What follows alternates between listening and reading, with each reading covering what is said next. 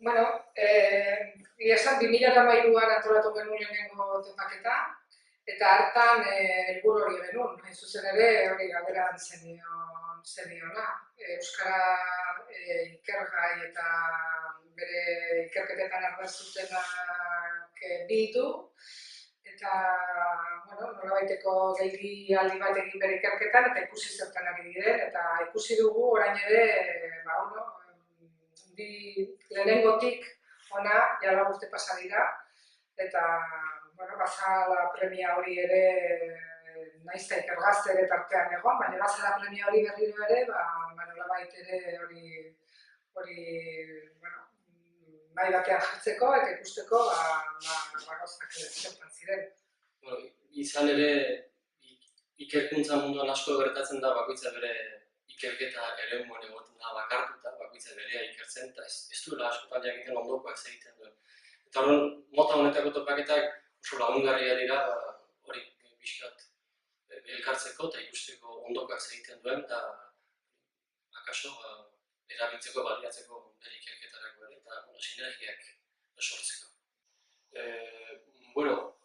Jaso ditugu, berez, lehenengo topaketa, baina komunikazio gehiago, 19 bat, naiz eta gure beldurra zen aurten ere ikergazterekin bat zetorrela, eta bat guztiz ere ikusiko ez duela eragin handirik izan. Eta ezer nabarmentzekotan, nabarmenduko nuke izuzen ere, mota baridade askotako komunikazioak egon direla. Pozez ikusi dugu askotariko gaiak etorri zaizkigula, eta hizkuntzalaritzan eskuartean erabiltzen diren gai gramatika edo fonetikako gaiez gain, baita terminologiari buruzko aurkezpenak ere egon dira, lexikologiari buruzkoak, fraseologia ere tartean egon da, eta baita hizkuntzalaritza aplikatutakoak ere.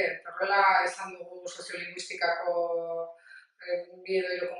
soziolinguistikari buruzko bioedurokomunikazio, psikolinguistikari buruz ere bai, esan dugu nahiko representazio ona, gaur egun hizkuntzalaritzan zer ikertzen den horri buruz.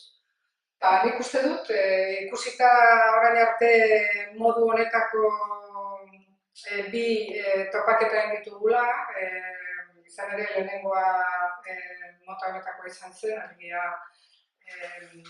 ikertzen ari ziren, euskarari buruz, ikertzen ari ziren gai buruzko topaketa izan zen lehenengoa, hirugarrena ere bai, eta izan duen arrakasta ikusita, nik uste dut jarraitu behar dugula horrelakoak antolatzen. Gainera, jendearekin hitz egin da, orain ere bukatu da gaurko topaketaren zati bat, eta jendea justu zegoen esanez ze pozik zegoen eta ze beharrezkoak ziren holakoak.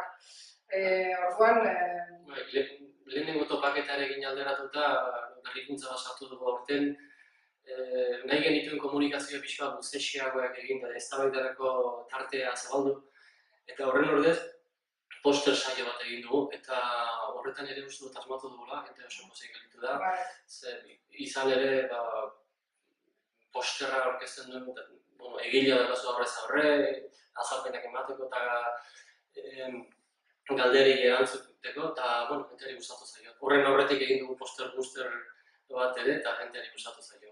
Aukera eman diegu posterrak aurkezten zutenei 2 minutuz edo azaltzeko euren posterra, eta hori ere asmatu dugula horretan.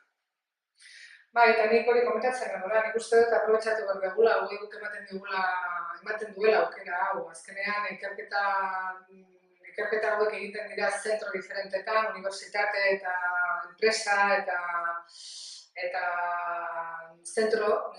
ikerketa zentro desberdinetan, eta UEUk ematen dugu aukera izuzen ere horietan denetan egiten direnak bildu eta besteekin konpartitzeko.